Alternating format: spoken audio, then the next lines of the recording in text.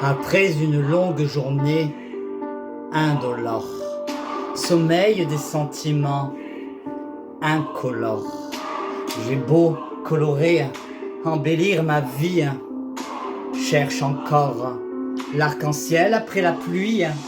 Cette vie aux lentes prises de conscience, lorsque les gens arrêtent de gesticuler, me renvoie aux raisons spirituelles de ma naissance, aux raisins cueillis, aux rameaux brûlés. Précieuse solitude quand elle répare.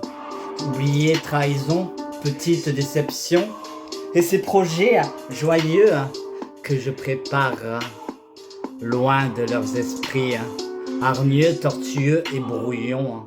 Fidèle à moi-même, sans faire comme une anguille, je reste droite. Sur mes talons aiguilles, je fixe l'horizon avec sincérité.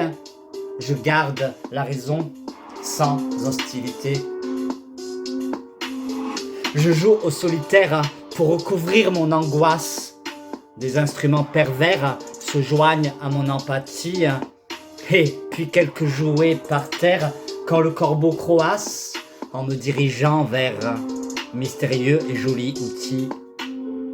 Comme une camisole dans ma tête, à l'étroit et scellé, je ne traîne pourtant aucune casserole, amoureuse, isolée, une inquiétude à ébullition, l'anxiété qui déborde, funambule sur la corde, loin de moi toute contrition.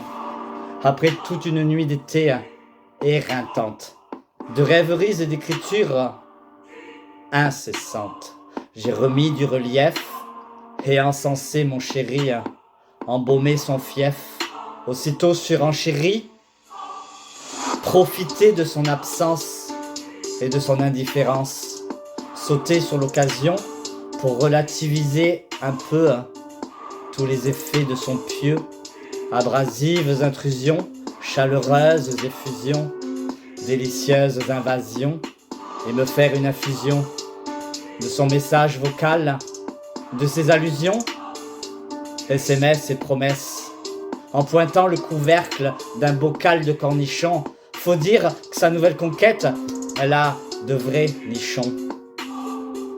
Derrière mes habitudes se cachait une trappe. J'ai attrapé froid parce que la solitude, c'est vivre dans une grotte où l'on traque et matraque les fantômes du passé, les pensées du futur. Donnez-moi des notes, un accord, je trouverai les mots. Ouvrez donc portes et fenêtres, que ma poésie s'envole. Être d'émotion sans rien dire ni maudire. Juste écrire, puis attendre et apprendre à lire. Lire dans tes yeux ce roman, le récit de ton malheur. Lire entre les lignes qui s'enfuient d'heure en heure. Lire allongé dans un champ les secrets de la terre et du cœur des hommes. M'en faire la secrétaire.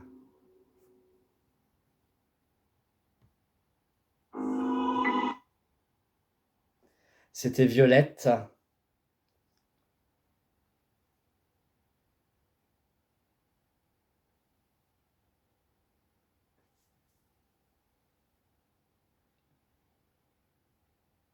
Plasticienne des mots.